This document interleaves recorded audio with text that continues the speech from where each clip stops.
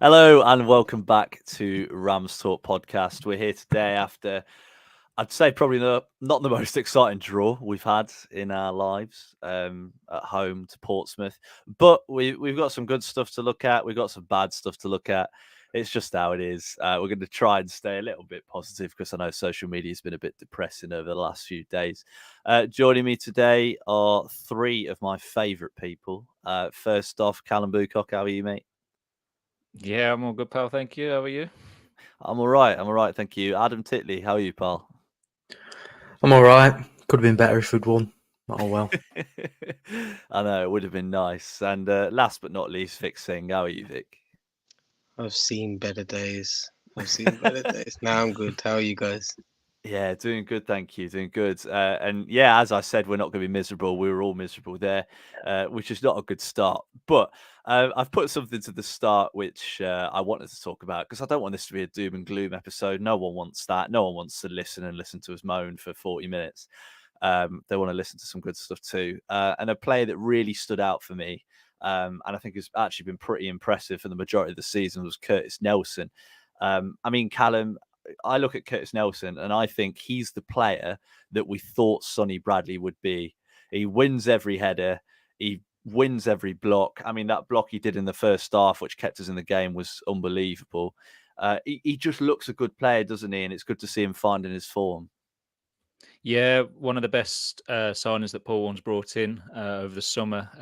I think you alluded to it there. He's done everything that we expected of Sonny Bradley. He was one of them signings when the two of them came in. Everyone was like, Nelson, he'll do. He'll be there for cover, and he's actually cemented himself in the starting 11 for me week in, week out next to Cashin. I think he helps Cashin, who for me is still not back to his 100% best. I think he's still a bit shaky, especially in possession. And Nelson just does the things that he needs to do, wins headers, wins tackles, puts himself in the right positions. And I think yesterday was absolutely brilliant in everything he did, and it epitomised it with that one block, which I think was goal bound anyway. And as I say, he's becoming quite a fan favourite at the back, I think. Yeah, Adam, I mean, he had a lot of criticism when the season started, didn't he? Because we were playing him in that weird sort of Chris Wilder-esque overlapping centre-back role, and it clearly didn't suit him. He's not a player who's going to be feeding intricate balls through to wingers or strikers or anything like that. But when he has to defend, when he's called upon to do the job that he's best at, he does perform well. Yeah, I think in that first game, everybody didn't play their best, did they? So there was some unwarranted criticism his way. But then I think I've been impressed with him aerially. Whenever something comes into the box, I was a struggle to say aerially. That doesn't sound right when I said that. But when he's defending in the air, I think he wins everything from the corner, which is superb to see. And I think yesterday he was really solid, like Callum mentioned, that block. I thought that just epitomised his game yesterday, really. He was a real rock at the back, and may it continue much longer. Obviously, I thought yesterday we were fairly defensively solid, especially with Nelson at the back, and that helped quite a lot. I was just about to go to Vic, but he's just vanished, which is pretty excellent timing, to be honest. But Callum, I mean, something Adam mentioned there, to sort of sum up all the good bits we can talk about before 35 minutes of depression.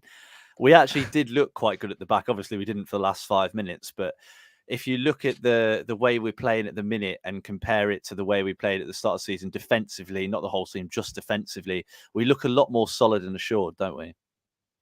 Yeah, I think when you look at the defence as a whole, you need that stable mate within the back line who you look at the spine of the team, just helps create stability throughout the entire squad. And when you look at the way he just puts himself in and around the right areas, when you look at Cashin and the back four as a whole, back five, if you wanted to go up with how deep those wingers were yesterday, you need the centre halves to be, say, just confident and assured and just do the basics. You don't need them to do anything else. And that's where I think he sets himself just a little bit above Cashin in form in terms of myself, in my opinion. Yeah, and Adam, I mean, we were talking about it before recording, just to sort of, I guess, take from Callum's comment about the wingers. We played a very, very defensive and negative team yesterday, didn't we? We had Callum Elder. I mean, people are saying it's a 4-4-2. It could be a 5-3-2. I genuinely don't know. Watching yesterday, I'm not sure what formation we played. But if it was the back four and Callum Elder was playing on the left wing, Corey Smith at right back, obviously that's enforced. We look good at the back, but like you said before recording, very, very boring.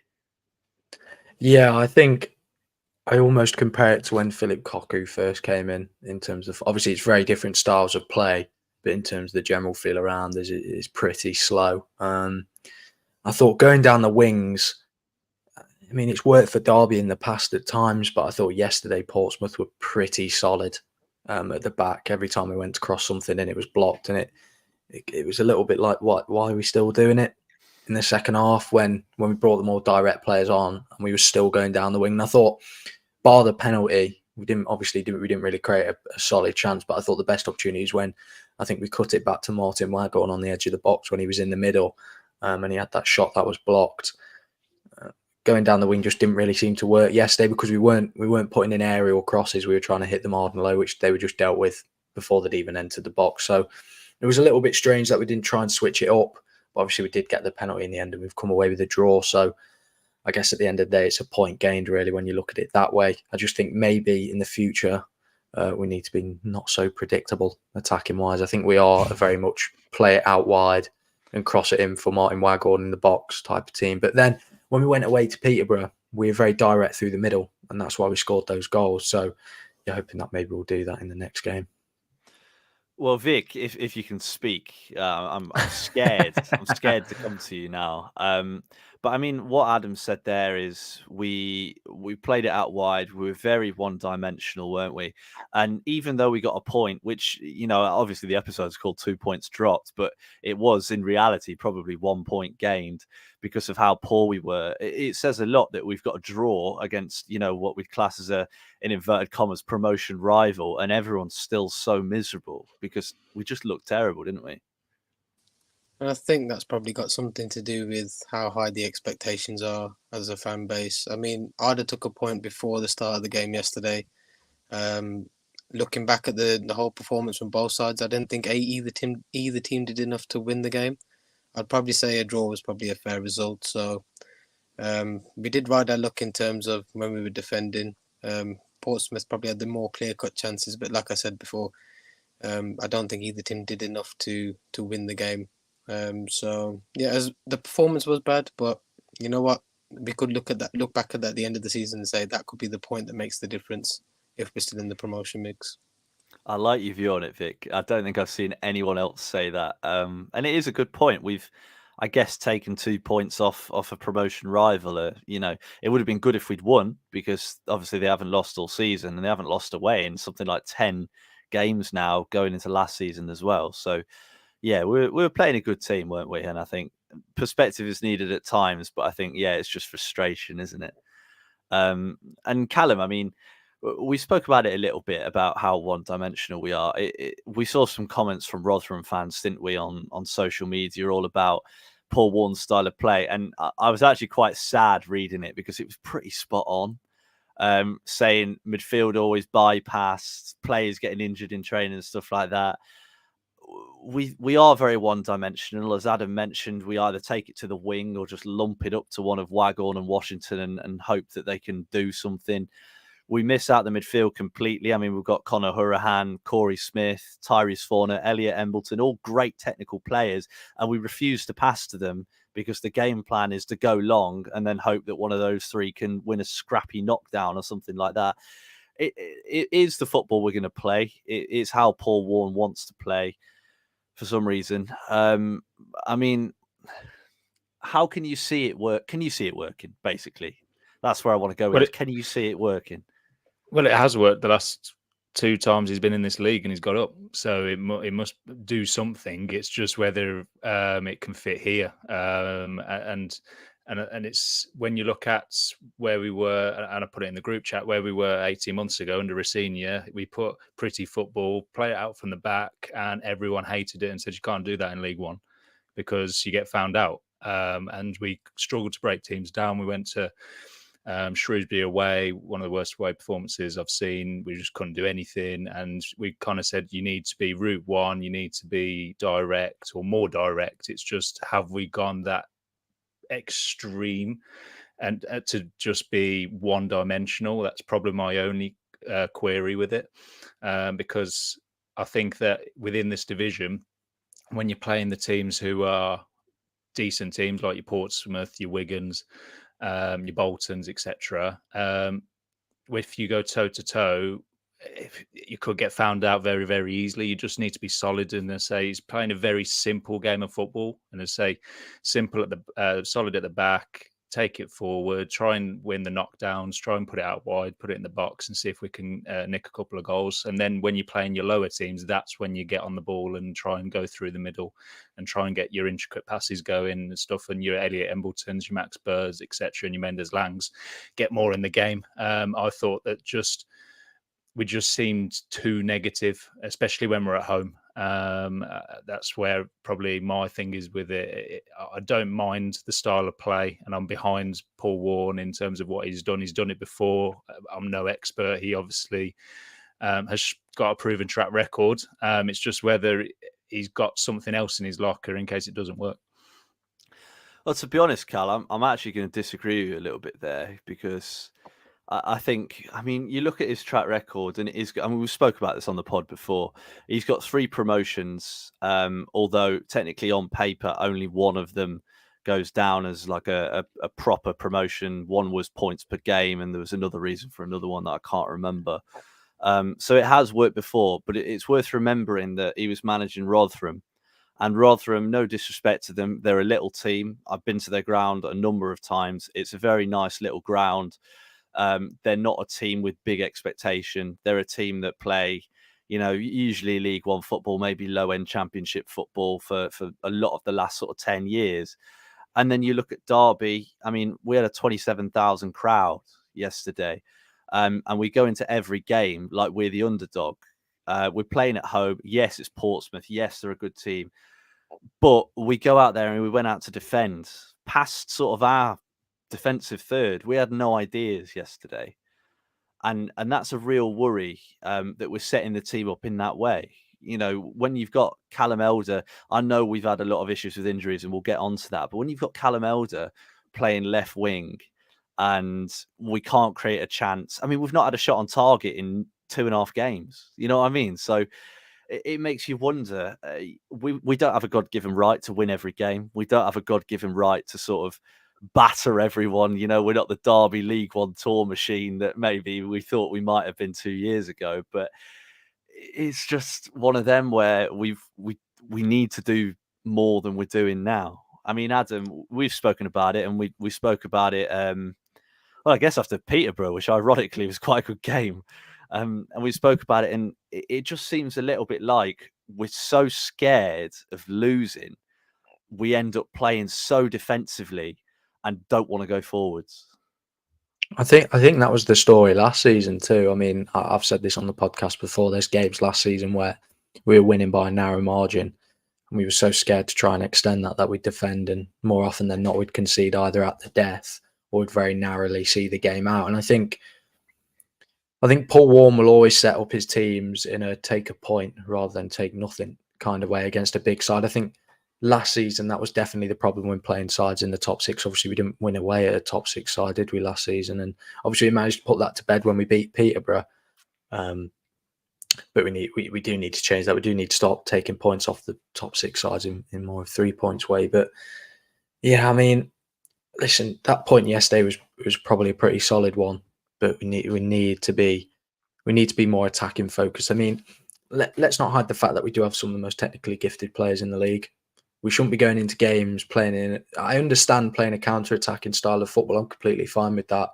But we can't hide the fact that we've got some of the most technically gifted and some of the most experienced players at a higher end of football than some of the other clubs in the division, because that is just the nature of it. Like, I don't like to say this, but we are like a big club in League One, so we are going to attract the higher profile players. So at the end of the day, when we're setting up defensively against other teams that we might be able to take 3 points off quite easily if we play a certain style of football, it is annoying to watch. And you've just got to hope that when we go to Carlisle, we play some of that attacking pressing football that we showed at Peterborough. I'm probably going to bang on about Peterborough away for the rest of the season because I don't think we'll see us play that well ever again this year, because it was the best performance we've put in. Just in not ever again in all of our history, but in the last couple of years, that was the best performance we've put in a long time in terms of how we dominated the game. We've just got to try and work out some ideas up top. Obviously, we've seen James Collins drop to the bench and Paul Warren go for Martin Waggle, Justin Bjorn, which I think works really well. We've just got to go down the middle on the floor.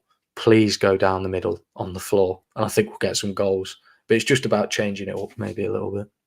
It is, and before I come to you, Vic, there's something when you were speaking there, that a comparison between Paul Warren and another manager. So at the fans forum, Conor Hourihane was talking about the way we like to play and the way he likes to play. And he says, whenever we play a back three at Derby, we always play with 2 6s. Now, can you think of another team that play a back three and 2 holding midfielders? England. And I know it's a silly comparison because England is so much better than Derby and can actually pass a ball more than 3 times without losing it. But when you look at like the negativity towards the way England play and towards Gareth Southgate, you can see similarities with Paul Warren.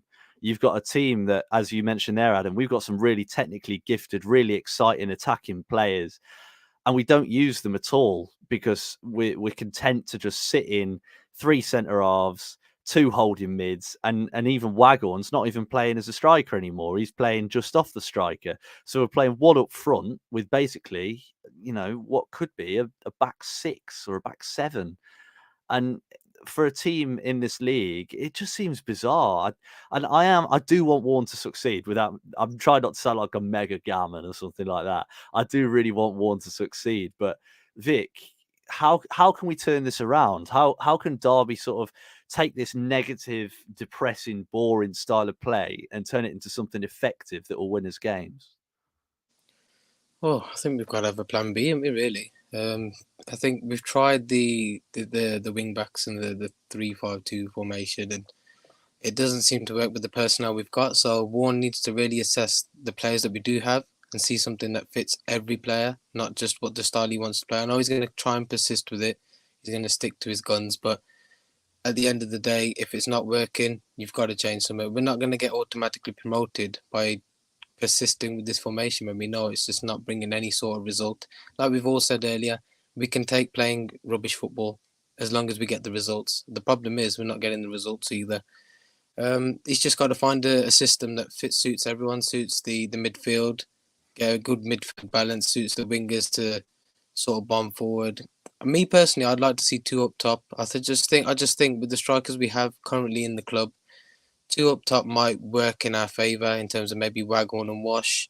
They've got a good link-up play together. They've sort of got a good understanding together. So I'd like to see them 2 play up top. John Jules, if he gets back from his injury, hopefully it's nothing serious. Got the pace, so we can maybe see him up top. But yeah, we just need a plan B, and I think we're going to have to revert to that plan B sooner rather than later. Like we've all said before, we can play against the lesser teams and get the results, but really and truly, we want to get automatically promoted. We've got to beat the teams around us in that top 6. And if we're not doing that, then we're not going anywhere this year. Well, exactly. And we've got a comment from Ryan John here who said, don't think we have the players to play how Warren wants us to. People aren't mobile enough. He wants 11 Jason Knights, and we have no plan B, which is exactly what you said, Vic. Adam, you're gesturing there. What are you thinking? I said it when Jason Knight left. We wouldn't realise how much we needed him until he's gone. I don't want to say I told people so. I told people so. I don't think we would need him if we actually played a style of football that made sense. No, but I think in the Paul Warren system, Jason Knight was almost irreplaceable. And I think because he didn't get goals and assists, but I mean, who did get goals and assists last season apart from David McGoldrick and Conor Hourihane laying on the goals? So, yeah, laying on the goals. So, yeah, I agree. I think if we played a different way, we wouldn't need Jason Knight, but I miss Jason Knight.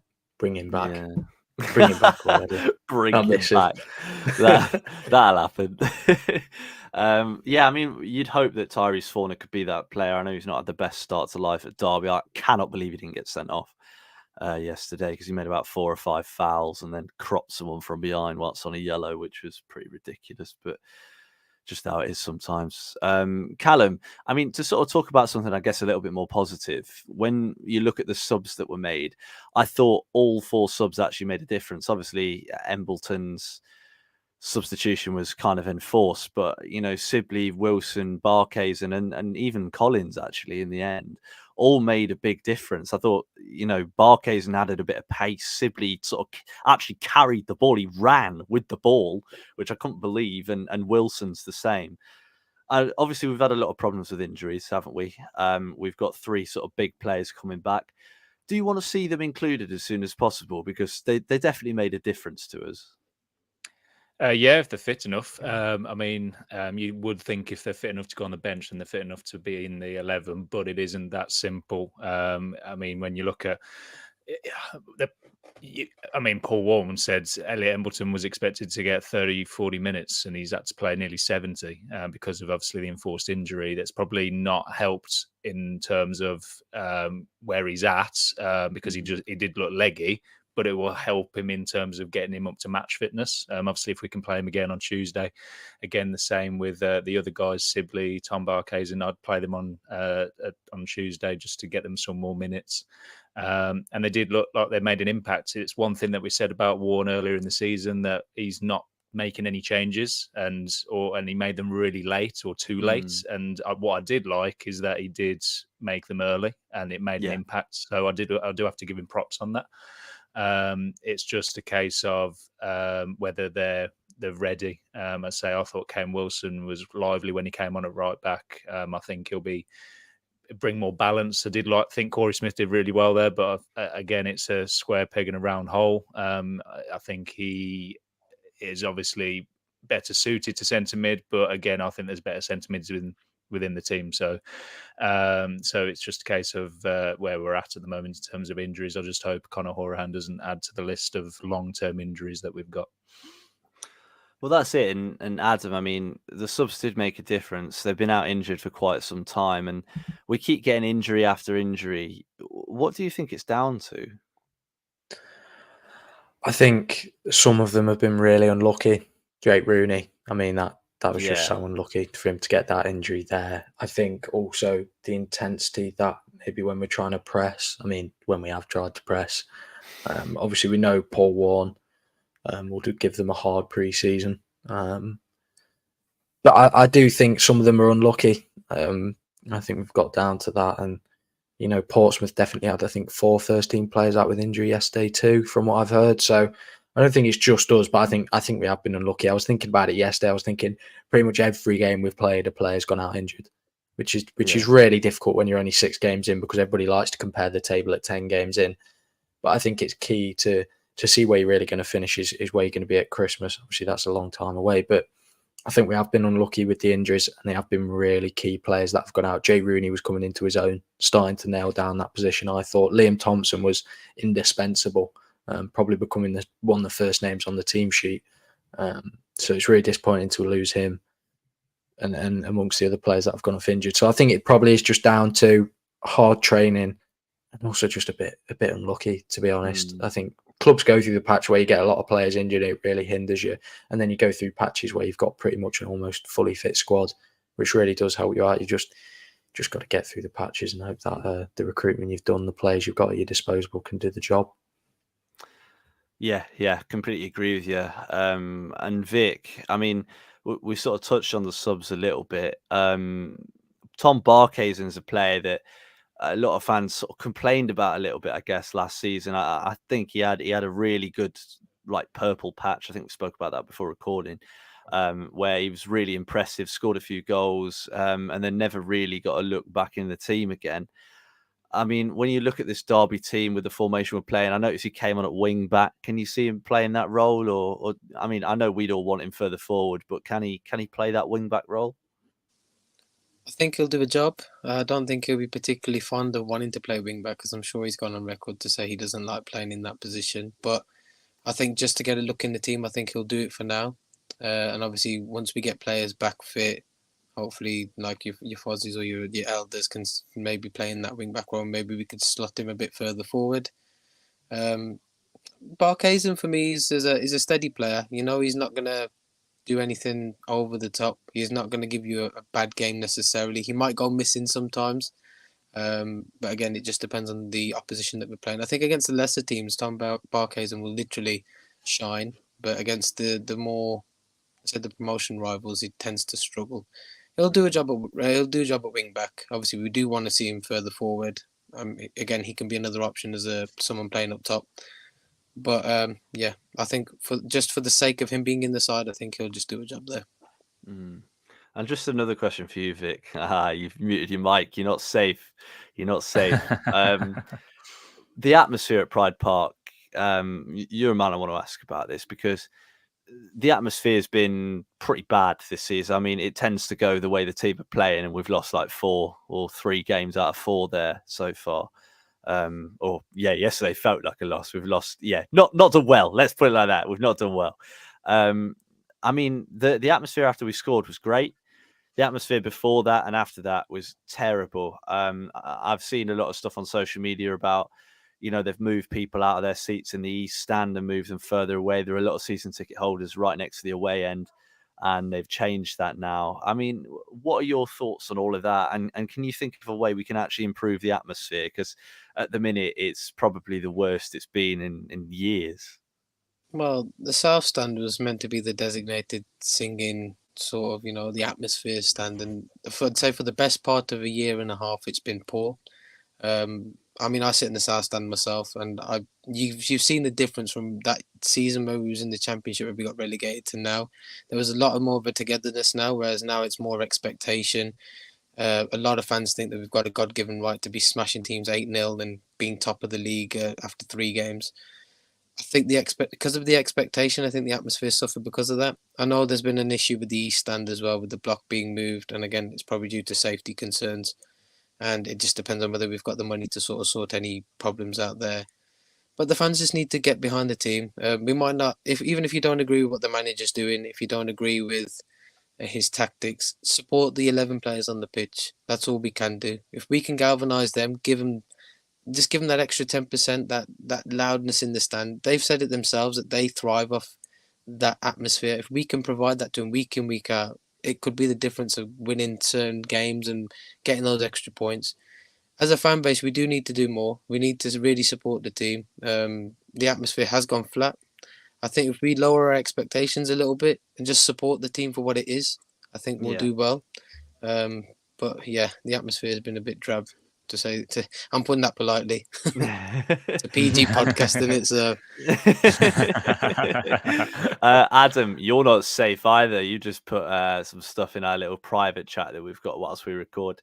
Go on, you could say it out loud. I think I agree with it completely. I'm also a big advocate for, if the football on the pitch isn't great, it's difficult to get the fans behind it. I think that happens with any club, really. If the football's not too exciting or you're not winning, I think it's a bit difficult. I mean, I think that's down to it. But I mean, I think we haven't had really a new chant since the Mendes Lang one last season, which was still quite early on in the season too then. So I think maybe that's a factor to it. I mean, the 21 points chant, I think everybody debates that. I like it. It's probably the best chant we have. So definitely don't get rid of that. But then also, I think maybe pre-match the music. I mean, Steve Bloomer's watching. He seems to get sped up at the chorus and really slow through it. It's very difficult to actually clap along to it and actually get the atmosphere steady. Yesterday it just completely. I think they forgot to put it on because they kicked off and went, "Oh no!" I mean, I think just better pre-match music. Maybe I'm not talking about playing Hi-Ho Silver Lining like every club up and down the country does, but maybe even so. But just maybe some better music that maybe just gets you behind the team. But I don't know. Maybe just a switch with the music, because I think we have had the same music now for quite a while. And Yeah, I mean, I agree. I think the music before the game is dreadful. I mean, one of the songs that they always play the intro to Welcome to the Black Parade, right? I was an emo kid, so I resonate. And it gets to the point where the song starts. It does the whole like 1 minute intro, gets to the point where the song speeds up and starts, and they cut it. So the whole point of the song is that it builds up to this big point and then it gets you going and everything like that. And they cut out the bit that gets you going. I think that sums up the whole pre-match stuff quite well. I mean, like you said about Steve Bloomer's watching, they speed it up, they slow it down. It's hard to clap along. All the music is pretty dire. I mean, you go back 10 years and it was actually okay. And there were a lot of songs that, people would even sing along to in the concourse and stuff like that. Whereas now it's all weird, sort of not necessarily niche, but strange mashups of songs and things like that. I just think it just sounds rubbish. And it would be good. And I think with new chants as well, if I was going to give my opinion on that, it'd be we just try and make everything too complex. Every chant's got to be some song from 20 years ago where it's got 15 different lines, and people aren't going to get on board if they've got to learn an entire song. It's like learning an essay. It's like doing your French speaking exam, but you try to hear what 50 people around you are chanting at the same time. It's really silly. And how hard is it? Like, again, I've got to go back 10 years because I go back any much further than that and I don't remember. But, you had like Johnny Russell runs down the wing for me, Chris Martin, Derby's number 9. All these songs were so simple. They had like barely any words, and you could just join in and sing along, and the whole crowd would sing along. You've got that Spirit in the Sky song that goes on for about 15 minutes. And it's so boring, so slow, and there's so much to it. The James Collins song, we were trying to work it out, weren't we, Adam? Bear in mind, we go to every game, and the first 2 lines, I still have no idea what they're saying. I just don't have a clue. No I just clue. mumble along Yeah, until the chorus. you just make a noise that's vaguely close to what the song is, and yeah, it's a bit weird.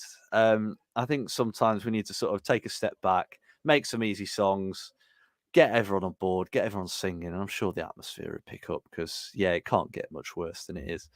But yeah, that was a nice segue from talking about Derby, wasn't it? That was good. Yeah. I actually enjoyed that. And I guess sort of the last thing we've got to talk about is shooting. Now, I accidentally bumped into a horrible stat yesterday where Derby haven't had a shot on target since Martin Waghorn's 3rd goal against Peterborough. That's an open play. I mean, that stat in itself is mental when you think about it. I mean, think how much... Well, we've played 2.5 games, haven't we? I mean, Callum, you look at that and it's like we've got all these attacking players, all these chances, and we can't even have one shot on target. What's that about? No, when you look at the way, again, it's I don't know half about the way we play because we'll just revert back to minute 11 of this pod, and you can listen to about the way we play there. So, but it's more the fact that when you look at just the variety, like you said, going through the middle, going wide areas. I mean, most of the shots that you see are half chances. They're getting blocked. They're getting, or when an opportunity is to shoot, they don't take it. They'll make an extra pass and then it gets broken down. Say for the biggest thing that I looked forward to when Paul Warney says, "I just want simple football. Come in. If there's a shot there, take it. If there's a cross in net, take it. Put it in the box. Let's get as many shots as we can off." And he just wants positive football because he says football's a simple game, which it is. And when you watch the way we play, apparently not. So that's probably where, as I say, I try not to get too hyped up in the stats, just because I'll depress myself. So I'll just kind of go and watch it and make my own judgment from obviously watching it there.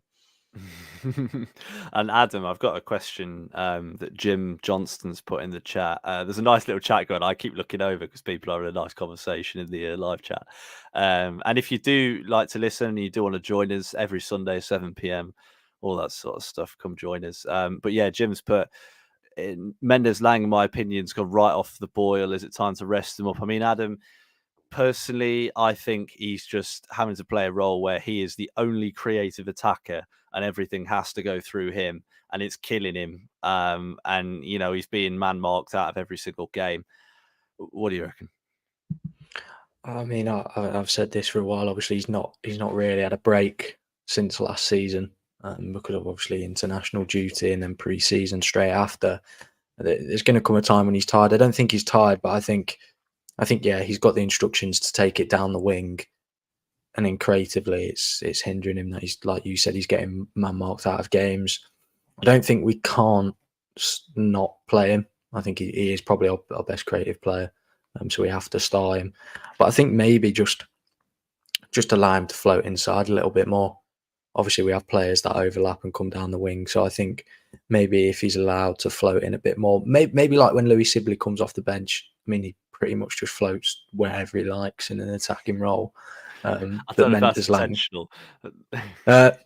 Maybe not, but I think if Mendes-Lang was allowed more of a free role on one side where he can float into the middle, the overlap will come in. I think it would benefit him a lot. I think at the moment he's just struggling, like you said, to be almost the only creative player with pace, if that makes sense, because he pretty much is, isn't he? He is the only creative player with pace. We do lack pace in the team, and when teams know that Mendes-Lang is the only one with pace, then yeah, that will happen. But I think maybe something that would complement him well would be if Louis Sibley played on the opposite wing. Call me crazy, but maybe if we had two players that do have pace, because I do think Sibley has pace and he likes to drift into the middle at times, and I think it would work quite well if we had quite two wide forward unpredictable players. But will Paul Warne ever?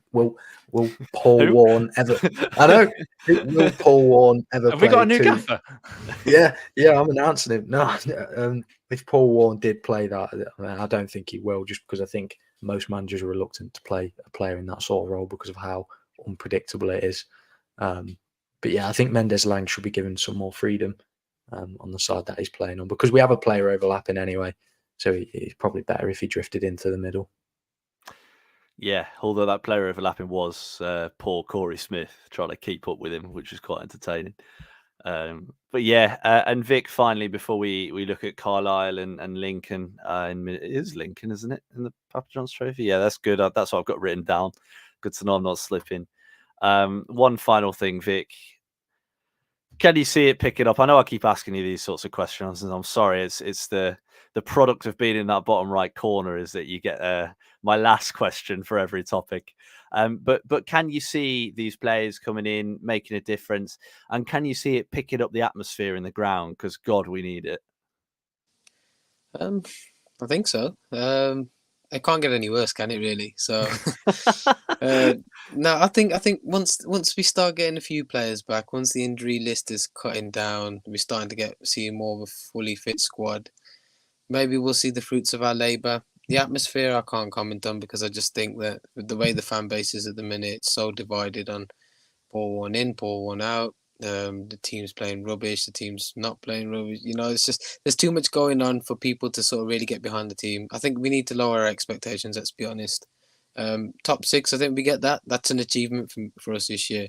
Top 2, I think maybe just out of reach, if I'm being truthfully honest. We've had a really bad start, so yeah. And sometimes when you're looking up, it's hard to sort of claw back. But I think we've got to remain positive. It's very early on in the season. It's a marathon, not a sprint in it. So just keep the faith. Let the players come back, and if we're still rubbish at the end of it, then you can say whatever you want.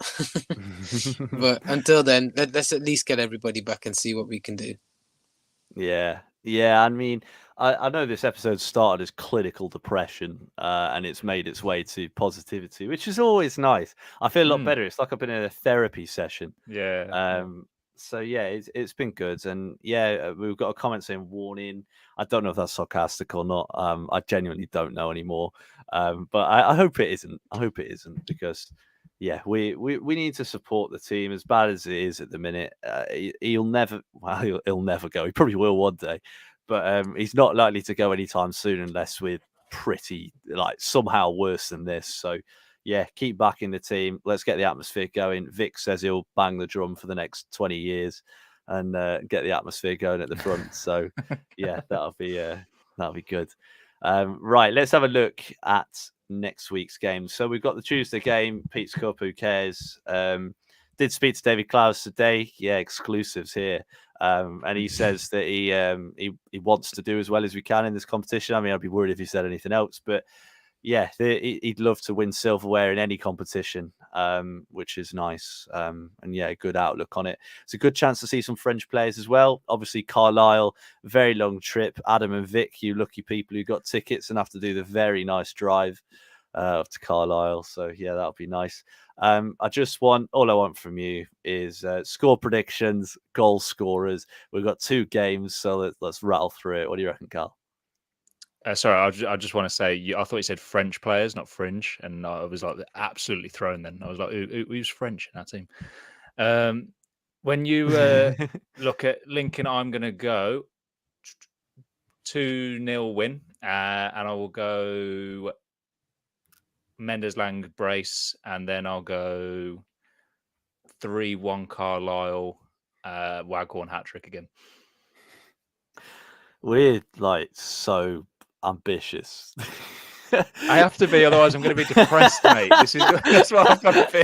I've got to be. Every week we win like 3-0. We'd be class. If our score predictions were right, we'd have won like every league. We'd be in the Champions League now.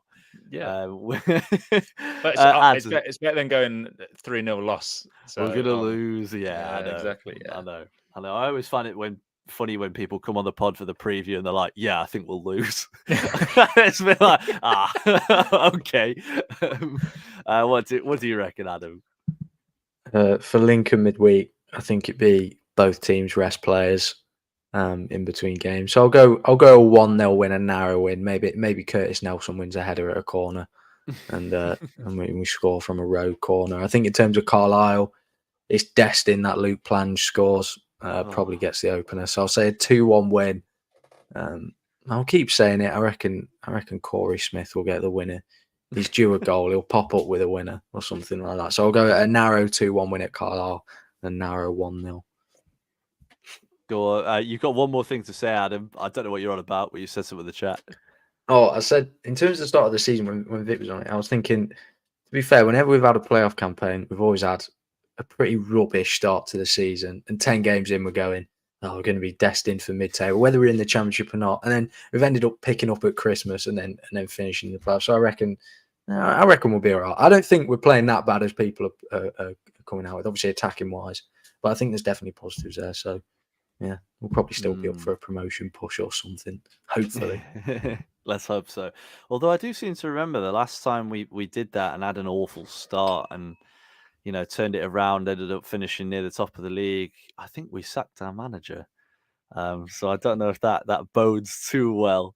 But now we'll do it. Top 2 is still coming. Vic, what do you reckon? Definitely not top 2.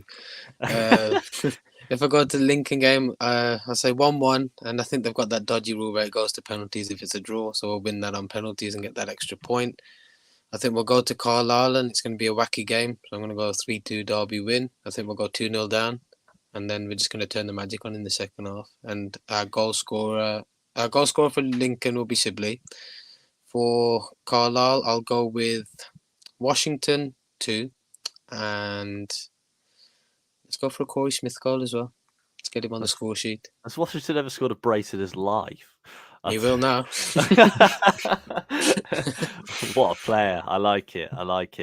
And yeah, I guess I'll have to give mine. I reckon Lincoln, I know I just laughed about it. I genuinely think we'll put out a really weak team and they'll put out a strong team. They'll want to do well in that competition. It's a chance of silverware, isn't it? I think the team we'll put out won't be fantastic. So I think it'll be a 1-1. I'm not going to choose the way the penalties go because they're a lottery. And then on Saturday, I think we'll nick a 1-0. I can't see us scoring 3 goals in a game. I hope I'm wrong. I pray I'm wrong. I think we'll finally get that 1-0 smash and grab. We'll probably have one shot. It takes 28 deflections and goes in off the post. So it's not even on target. And our shot on target streak continues.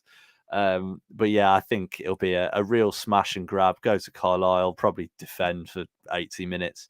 And then Elliot Embleton will hit one in from 25 yards. And yeah, we'll all go home. Or you guys will go home smiling. I'll I'll smile at the TV probably because I didn't get a ticket. And then we've got Jim Johnson, who's put Lincoln 3-1. Yeah, I like the detail, Jim, you've got into here. He's put Lincoln, we're going to win 3-1. Brace from Waghorn and one from Cashin. And then for Carlisle, we're going to win 2-0 with Washington and Sibley. So, yeah, all looking very positive. You wouldn't believe how depressed everyone was. Well, about 30 minutes ago, actually. So, yeah, thank you so much for listening. If you got this far, I'm really sorry for the depressing start of the show. It's never usually like this. I don't know what I was up with this today. But yeah, if you did enjoy, please check out our Twitter, RamsTalkPods on everything. If you listen and want to see our faces and see our reactions as we all waffle, yeah, RamsTalkPod or RamsTalkPodcast on YouTube. Get involved every week, Sunday, 7 p.m. You can join us here. Get your comments in and we'll give you shout outs on the show. If your comment's good, if it's not good, then you never know.